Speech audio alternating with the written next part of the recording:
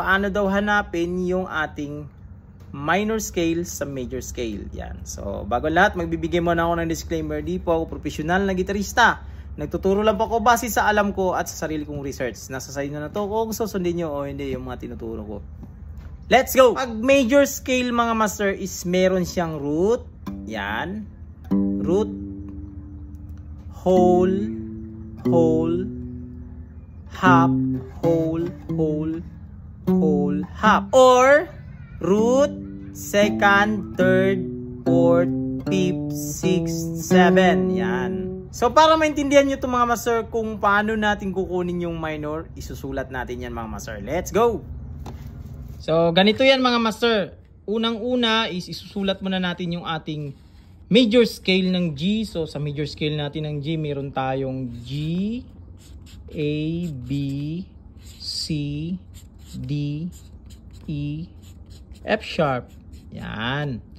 Or meron tayong root, second, third, fourth, fifth, sixth, 7. Yan. Ito yung major scale. Part na to is meron silang pagitan. Yan, na frets. Ganon din dito, may pagitan din na frets. Ito magkadikit.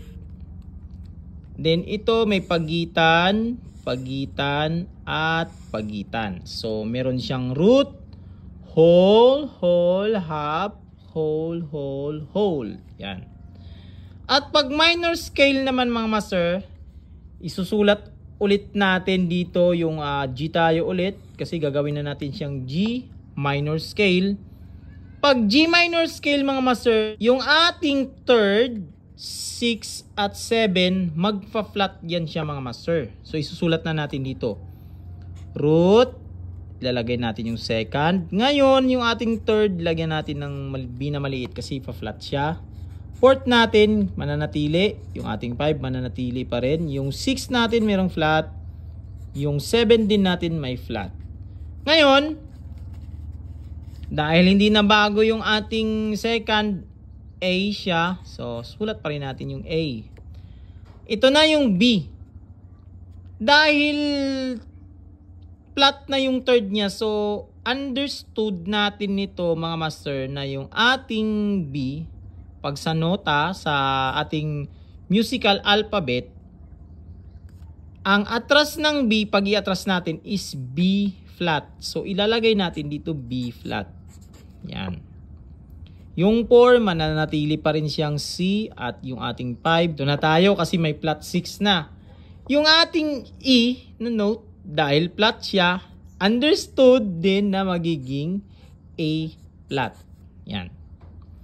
At yung ating F sharp mga master, dahil flat yung ating 7, ang F sharp is magiging F na lang siya. Yan, kasi umatras tayo eh. So, nakuha na natin yung ating minor scale. Ito yung ating G major scale, ito yung ating G minor scale. At pag sa gitara yan, meron tayong whole. Ito ay half kasi magkadikit na lang yan sila. Kasi yung B flat natin is yan din yung tinatawag na A sharp. Yan. So wala silang frets na pagitan. Pagdating dito sa B flat, C, may pagitan sila. Yung kaninang B. So magiging frets yan. May whole step. Whole step. Then ito, magiging half step sila kasi yung E flat natin is yan din yung ating D sharp. Yan. So dahil D sharp na yan or E flat, meron ding frets na pagitan dito. Yan. Kaya ang mangyayari sa kanya, root, whole step, half step, whole step, whole step, half step, whole step. Sa ating major scale naman is root, whole step, half step, whole step, whole step, whole step. Yan. At ang kagandahan sa method na to mga master is magagamit mo to sa kahit anong key. C, D yan. Kahit anong key. Basta tandaan mo lang yung method na to mga master, yung sa baba yung ating mga numbering root. Yan. At take note dito sa third. Yan, focus kayo dyan sa third at 6, 7. Yan. Na nagbabago lang yan siya pag minor. Yan, ito yung mga nagbabago sa kanya pag minor. So ganito na yan siya mga master pag sa gitara mga master. So ito na yun mga master. So sa G major muna tayo. So ang G major natin, meron tayong root, whole, half, whole, yan. Yan yung ating G major scale, or sa nota niya, yung nakasulat dito, yan, yung mga nota dyan. Siya yung G, A, B, C, D, E, F sharp. Yan.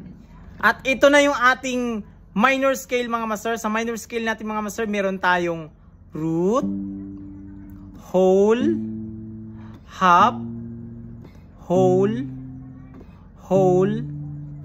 half, whole. Yan. Or nota G, A, B flat or A sharp, C, D, D sharp or A flat, at F. Yan. Kaya nga importante mga master na alam natin yung fretboard natin mga nota, kasi para hindi na tayo mag whole, half. Nota na lang yung titignan natin. Pag nota yung titignan natin, ganun na. G, A, B, C, D, E, F sharp.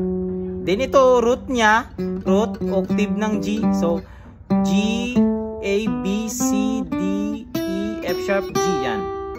Kaya mo nang mag-octaves.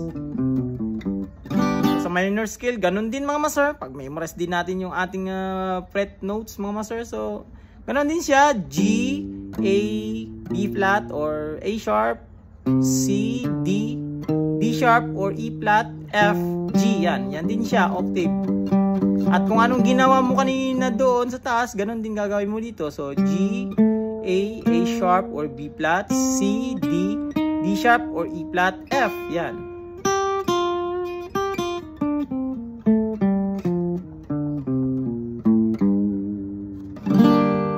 So, yun lang mga master. Sana nabigay ito ng karagdagang alam sa inyo mga master about sa scale. Kung paano kinuha yung minor scale, ano yung pagkakaiba nila sa major at minor. So, this is Mark Music. God bless you all. Peace out.